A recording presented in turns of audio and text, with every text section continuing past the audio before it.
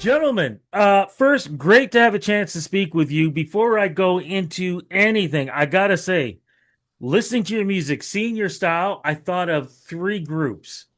I thought of Jamiroquai. Wow. I thought of Beastie Boys.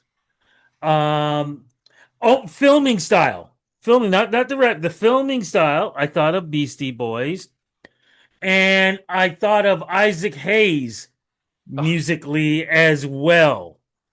Um, you guys have, people always say, oh, everybody comes up with a different sound and whatever. You guys definitely have your own style, your own sound, your own everything. And I love to see artists like yourselves do something brand new that hopefully helps shake up the industry where you're not hearing the same things. And you guys are definitely on track on that. Congratulations for what you guys are creating, man. Thank you, Rudy. That is the sweetest thing anybody said. Isaac Hayes in there? You kidding me? You just made our whole week, made our whole life, made our whole year. Forget it. That's very gracious of you to say, man. Well, it's the truth, man. And I hear it, right off the top before we get music. How did you guys meet? Co and I met in late 2019 at a festival. And we were Whoa, at whoa, whoa. Let me stop you right there. 2019, and you create all this stuff in that amount of time? Wow.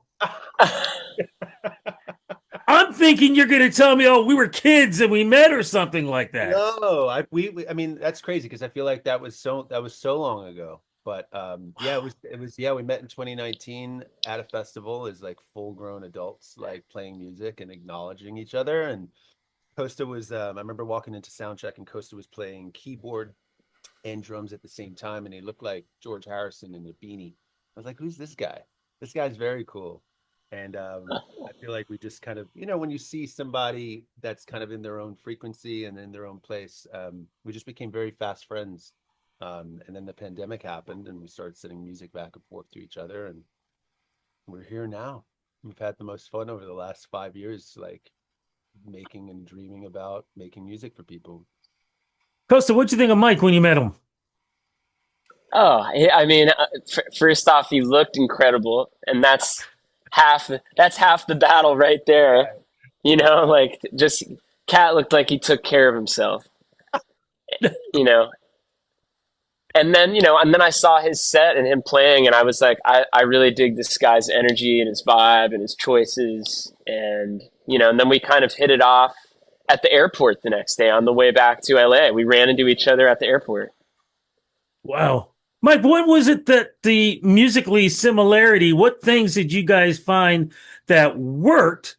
But then what did you find that was different that enhanced Hmm. what you guys were doing? That's a really great question because I feel like Coast and I are kind of like a cat and a dog making a band together, because we're completely different kind of creatures and at different clocks and different times. We have a lot of shared, I'd say, we have a lot of shared principles and values and what's important to us and what we think is cool, but completely different aesthetics. I think Costa, we're both record producers, so it's kind of like you get to produce the best version of each other because there's complementary skill sets. I feel like I was coming from more of a producer songwriter place. I've been in LA like producing records for the last 10 years, and so has Costa. But Costa's also been, not to speak on your behalf, buddy, but just as a player, as a touring musician, as also an artist. um, we definitely bonded over, I think, being at a point in our lives where we just wanted to make music that we wanted to hear that wasn't existing yet, you know. Okay, that's where you, Yeah. you literally went into my next question, Costa. So when did you guys start feeling this sound and ignoring what was being played on top 40? That's so funny. I mean, it kind of just happened naturally, and like after we made something, or Mike, I had sent Mike a track that I had and then he kind of sent me something back. Like he creatively just like wrote, chorus and a verse over this thing that idea that I had already had, and then I was like, this feels hot. Well, I don't know what this is yet, but as a one-off little piece of art on the wall, I was like, we like this. And then we got together to play in person, and that same kind of feeling happened off the next thing we made, which was the song Unicorn. Yeah. And we just, I don't know, the sounds and the colors that we both dug just were on the table, and we were into the color that those things were making together. Yeah. You're kind of like building an alphabet. Like I didn't set out to start a band. We didn't, that wasn't something that we were like, hey, just met you, let's start a band together. Yeah. But again, this is also the pandemic happened top of 2020. We didn't get in the room together to make music until almost 2021. So that whole year happened. You're like, all right, I guess we're in lockdown right now. Why don't you come over? It's like 2 a.m. on a Tuesday. Let's get stoned and like hang out and make records. And that chemistry, you've been doing it long enough, or also just as a human being, when chemistry is very sacred, even just as friendship is, when you connect with people, it's one of the best things in life that you can experience. So I think without oversaturating it, like we're both feeling the ease and the fun of that. I hadn't felt it that way ever in this context. So all these songs kind of came together as a in pieces. We didn't know this was going to be a band or what it was going to sound like or anything. We just kind of kept riding this wave and following the water. And it wasn't until maybe 2 years after that that we were like, hey, we should probably like share this with people as some, in some way. This is a crazy, weird body of work that we're working on. But yeah, it happened very naturally. I don't know if there was ever a conscious decision of like, hey, let's not do this or do that. It was a proclamation of all the things that we really love. Were there storylines, Costa, in the songs, or was this more of a musical journey? If you understand what I mean. Yeah, I mean, probably a little bit of both. I mean, there was definitely a musical journey because we were both exploring, and taking ourselves out of our comfort zones Yeah. or trying different things. Like, what does it sound like if there's a reggaeton beat over the sting, or like a fast like soca beat over this kind of Brazilian acoustic? I just doing throwing things up at the wall. So that was the journey. And then there were some storylines in certain songs and meanings along the way. Like Ancients was one where it was kind of like how it came about from the sample from my dad's band to the whole meaning of the song. Yeah. So I guess, there's a little bit of both in there. Yeah. Uh, but Mike, Yeah. when did because we're talking about a little bit of lyrically, we're talking a lot musically, the sound itself.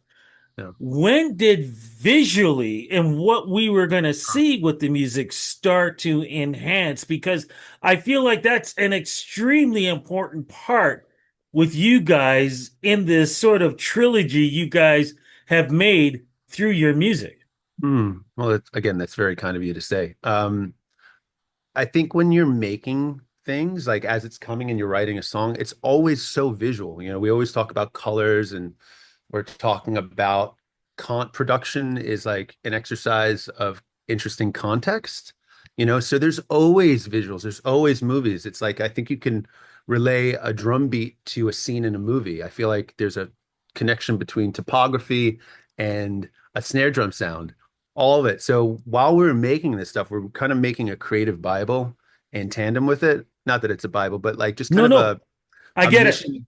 Yeah, a mission statement. And in there, it's kind of a set of principles, but also a set of aesthetics, that weren't contrived. It was just kind of the things that I think they're more animated and accentuated versions of ourselves, and just kind of the palette and the world building that we would want to play in. This was such a sandbox kind of childlike exchange of ideas, as much as we like are really committed to making what we think is dope stuff for ourselves first. It's like it's coming from a real place of like fun. We had the most fun all doing all of this, regardless of how many takes it took or how many mixes we had to make it.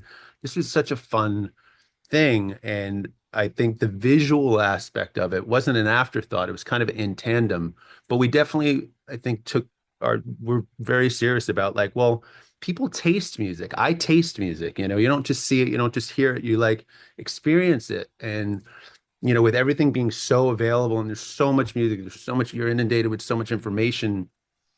I feel like the most important currency for anybody, or especially as an artist or a band, like that when somebody tastes it, it's like, man, you could only get that flavor from those two guys or from those three people or from that. And that's the most important thing, that we wanted it to feel exclusively ours. Mike, I want to stick with you Yeah. on this Yeah. question and constantly to come to you next. Do you feel like you guys were born in the wrong era? And I'm serious when I say that. Musically, do you think you were born in the wrong era? Because everything you describe, Yeah. the old school architects I've spoken with, when they talk about the recording studio and things like that, sounds like exactly what you guys have been doing now. Hmm. I don't know if it was born in the wrong era, but I think we have another shared, I think, passion for both of us is acknowledging the greats and the elders that came before us, and the process and the purity and the limitations that people had to make. All our favorite music has kind of been made already. All the best music has been made already. Like, you can never recreate that stuff. You can never recreate Frank Sinatra or Bob Marley or the Beatles. And I there's something about acknowledging that and trying to not emulate, but at least um, give yourself parameters to be truthful, with yourself in that process. So I don't know if Costa might have a more interesting answer than I do on this, but yeah, I don't know if we were born in the wrong time, but I think we can respect where music has come from. Costa, you want to answer that one too? Yeah, I mean, in my take, it's like you could say that we were born in the wrong time, but because of where our spirits are. But I don't know, man. I mean, like, think about it. If we were born back in 1970 or whatever, 1950, I actually put you at 72. That I've got you at between 72 and 87. That's where I have you guys. Yeah. that's where we are. That's maybe we're time travelers, my Time brother. travelers, Like, man. Past life, baby. Yeah. but but the thing is, if we were born back then, we would have been whatever 10 years old and Hendrix put records out or whatever, and like we might have not experienced it the same. We might have been like, that shit's crazy, it's like foreign and like metal and it's like it's pop, I don't know, what I don't like it. But now it's the viewpoint is way different for us to use the stuff and make our art and be influenced by it. Okay, Costa, I'm sticking with you on this. So let's get to the first part of this art. What is the name of the new album and how does it represent the both of you today? That's a meta question. That's a bit of a meta question. Well, the name of the album is Unicorn, and I feel like that kind of came about through um, you know our personal life experiences and like how certain things can like come into your life and then they're kind of out of your life so fast, and you're like it's like a reflection period. And I don't know, you kind of have to be grateful for what you have in the moment and enjoy it, and like it's not always going to be there. And that's kind of where this all of this music came from. It was a time period and it was like a special time and a culmination of certain fires. So I feel like that, that's what it kind of means in a nutshell to me. Mike, you agreeing on that? I do. I think the reason we called it Unicorn was not necessarily for the sentiment of the song itself, but like the very first time we ever had mics on physically in a room, that's the take that's on the song. The drum take, the rhythm track, that we that's it. And I think there was a lot of philosophical approach to being like, no, let's just leave that be the thing. We tried to re-record the song. We could have made it sound better. We could have made it sound more hi-fi and more professional, but there was something about the principle of like, this is the very first time we ever were making music together and it's captured. That ethos felt like we should call the record Unicorn because it's like you got to acknowledge when things come into your life and because like as Kosta said, they might not always be there. And that's the spirit, I think, of why we call it the record there is like capturing um, that little magic while it's here. It's a beautiful thing. Added magic. What's the single out right now, Mike? The single, I mean, well, the record's out, but the single that Yeah. we've been pushing, or that's Hmm. shape, is called Mountaintop. And Mount. Costa, I'm gonna ask you, man, what's the song about? Mountaintop. Oh Yeah. my god, that song like dug us to our graves and back. Wait a second.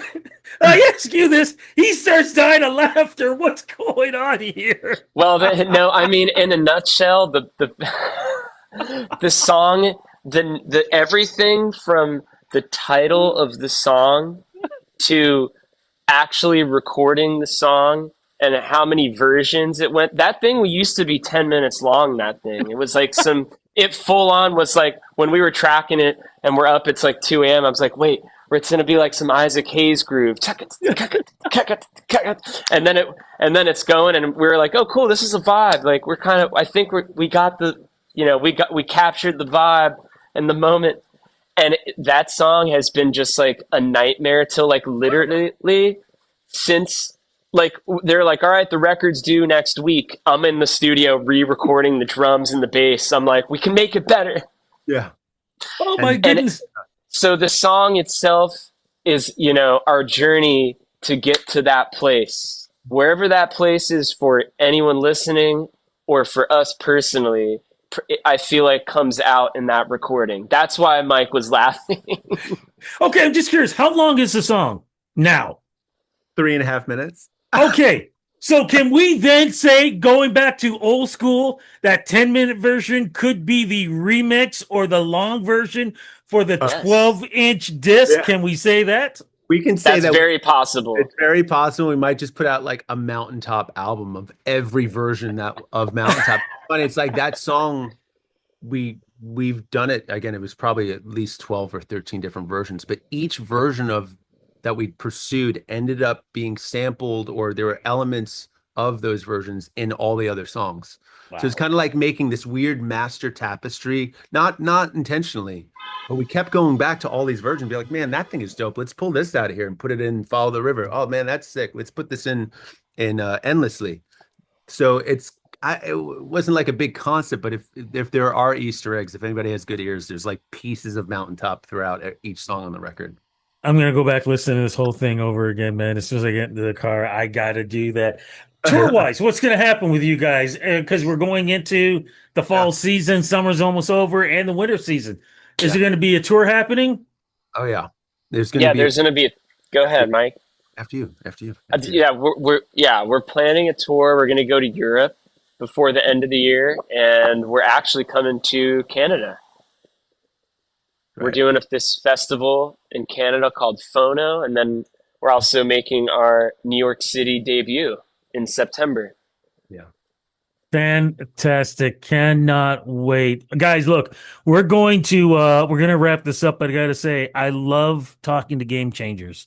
That's what both of you guys are. I cannot wait to see what else you guys do. And I'm looking forward to seeing how much this album and what you guys are doing musically and visually starts influencing other artists, because I think that's going to be happening with you guys. Congratulations on what you're doing. 5 years. Wow. Blows my mind. Completely blows my mind. So I can't wait to see what happens in another 5 years. Gentlemen, thank you so much for this interview. Please do not let what happened to Daryl Hall and John Oates happen to you guys, because we need you guys to stick together and not let any dumb court stuff come through. Thank you so much for the interview. Thank you, Rudy. God bless you, man. Have a beautiful day. Bye-bye.